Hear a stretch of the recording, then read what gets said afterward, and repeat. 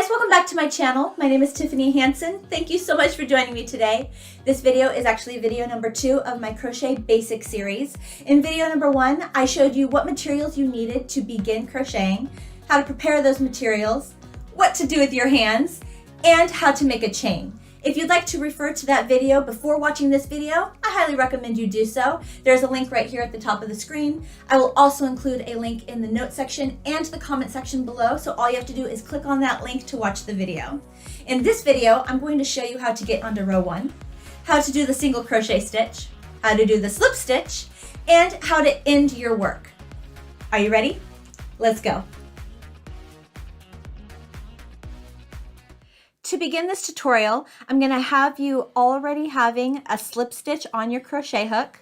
If you're not sure how to make a slip stitch to put on your crochet hook, refer to video number 1 where I show you a couple different techniques on how to do this process. We will begin by chaining 11 chains. Also, learning how to chain, video 1, if you're not sure how to do that. 1, 2, 3, 4, 11. Perfect. Remember that the loop on your crochet hook does not count as a stitch. We will only refer to these V shapes. 1, 2, 3, 4, 5, 6, 7, 8, 9, 10, 11. Great. Let's move on to row 1. For row 1, we will skip the very first chain and move over to the second chain. This is where some people will differ, so I'm going to show you a couple different techniques on how to make a single crochet stitch, and I'm going to let you pick which one you like the best. When you look at the chain, you will see 3 different yarns: the top, the middle, and the bottom. Some people will insert their crochet hook into the chain just under the top yarn.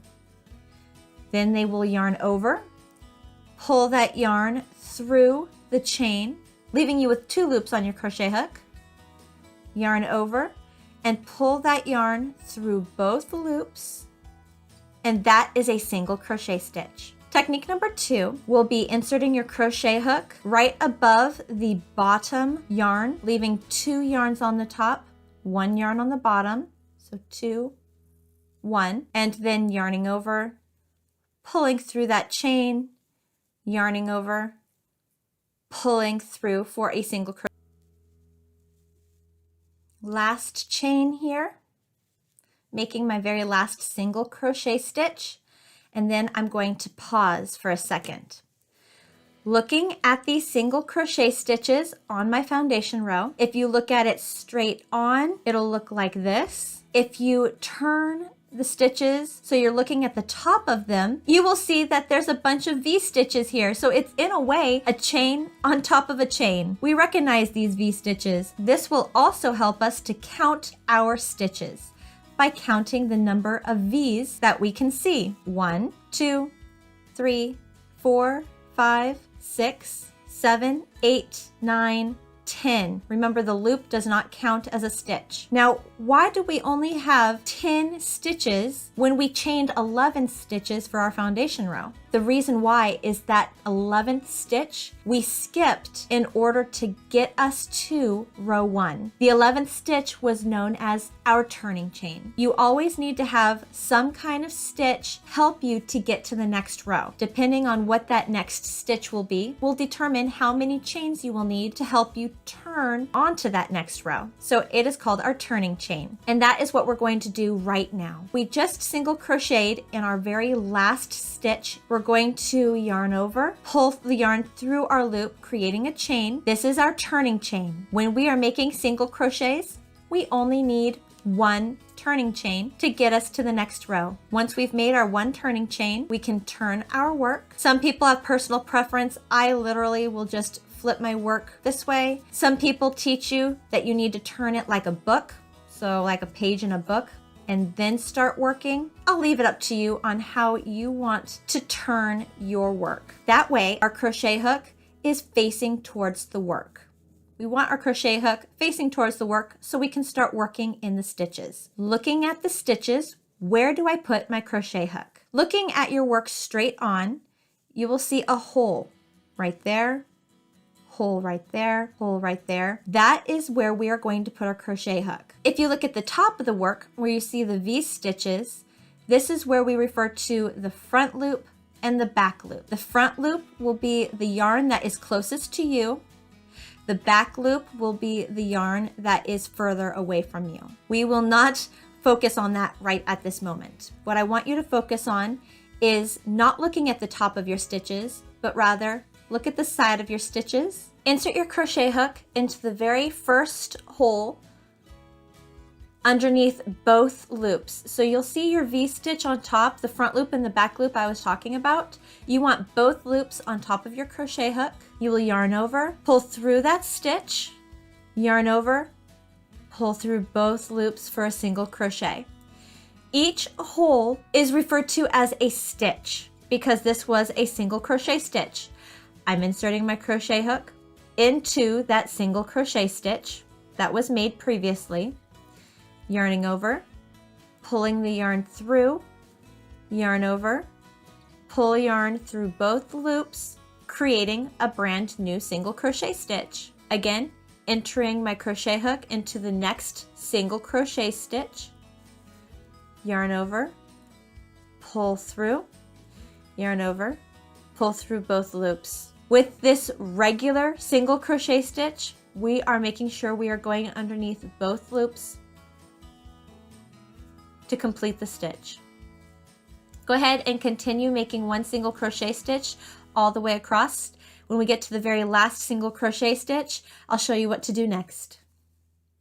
Last single crochet stitch here, inserting my crochet hook, yarn over, pull through, yarn over, pull through. Again, to get onto the next row, you chain one, turn your work, and continue. Very first hole right here, the side of your stitches, is going to be your first single crochet space. To make sure that you are staying on track and that you are not accidentally adding an additional stitch somewhere in here, or missing a stitch and having less stitches in your row, which will create caving in certain areas, you will want to make sure that you count the number of stitches are in a row. We are creating rows right now. You can count the number of stitches in a row a couple different ways. Either one, as you are crocheting, so 1, 2, 3,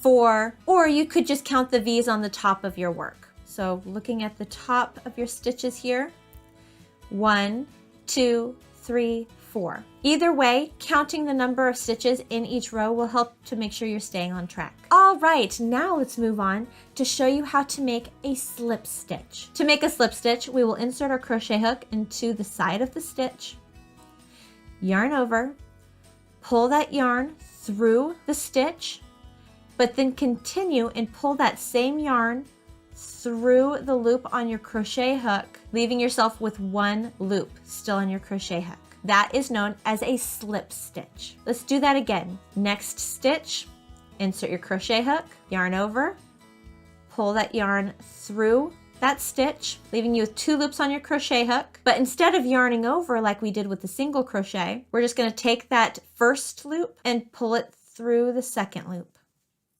And that is a slip stitch. Perfect. Last stitch here. You will definitely want to make sure that you watch how tight your tension is here. Be ready to weave in your ends, cleaning up the project and finishing everything off. I have multiple different techniques on how to weave in your ends or even join yarn if you are working a project and as you are crocheting, you run out of yarn and need to attach more yarn to keep going. This video is perfect for that. Weaving in ends and joining yarn. I'm going to put a link right here at the top of the screen if you'd like to check that out. Tons of different ways to do this. Find the technique that works best for you. And now you know how to move on to the next row, slip stitch, single crochet stitch, and how to end your project. So what did you think of the single crochet stitch? I know that it's basic, but with that basic single crochet stitch, you can make so many things. You can make a washcloth, a pot holder. You can make a blanket. You can make a belt. You can make a scarf. You can make a bag, a purse. There's so many things that you can make with just the single crochet stitch. So now the world is yours. Feel free to just release your creative brain and start making things. If you'd like some more ideas on different things that you can crochet, check out my videos. Also, I highly recommend that you check out my Crochet Basics playlist. I'll put a link right here at the top of the screen for you. In the Crochet Basics playlist, I show other basic stitches and techniques that I think are really helpful for any beginner crocheter or even any intermediate crocheter that is just trying to check out or level up. Thank you so much for spending time with me today. I always love crocheting with you. I hope you have the best day, and I will see you with my next video. Bye, guys.